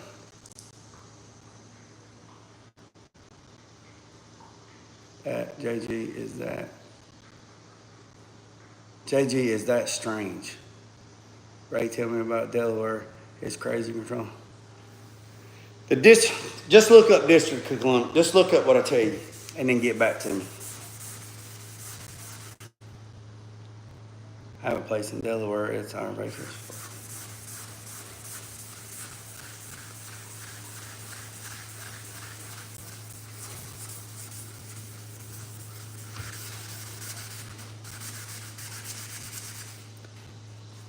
So here's the thing. Did we really win the Did we really win? Here's a question for you. This is for comical relief. Did we really win the war against Great Britain in 1776? And if we did, then why did they sign an act 4 years later, which is on records, public record, like 1780 or 17 something, to the King of England?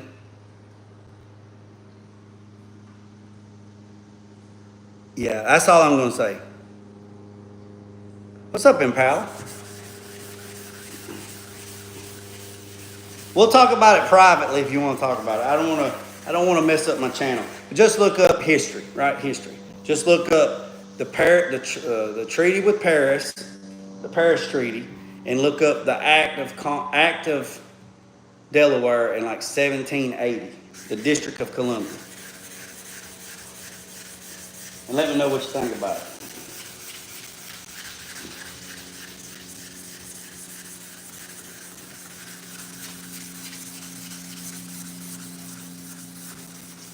And Pala J, you're going to have to go back to about the 7. And Pala J, you're going to have to rewind this episode back to like the 70-minute mark. I think it was around 60 minutes, 70 minutes we was talking about cooking fish.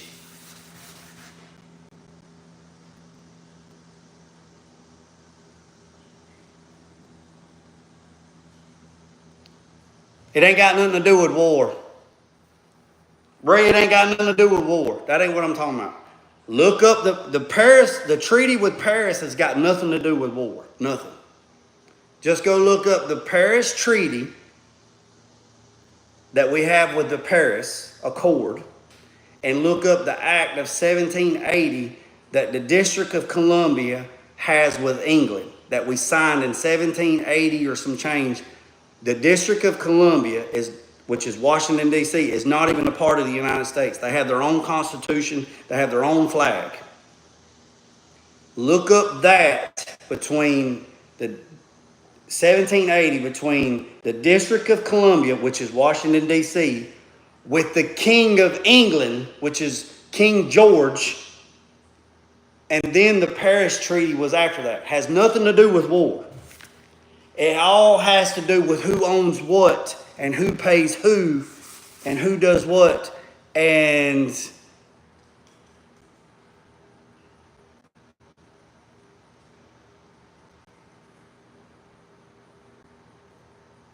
yeah.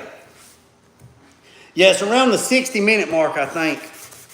87. Me and SS was talking about cooking fish. Cooking fish and steaks and stuff like that.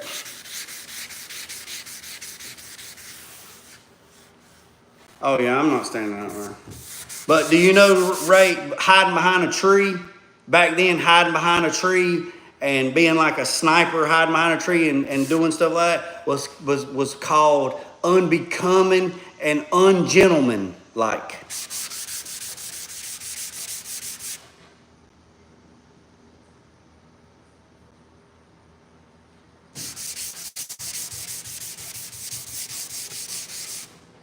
Boys, it's 92 degrees in here. I've been on here for 120 minutes. Let me show you what I got going on.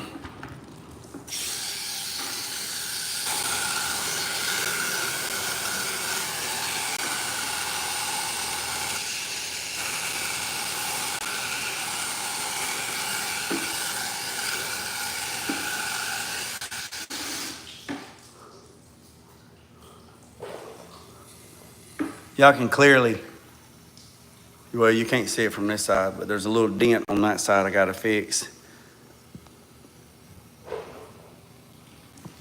But that's where.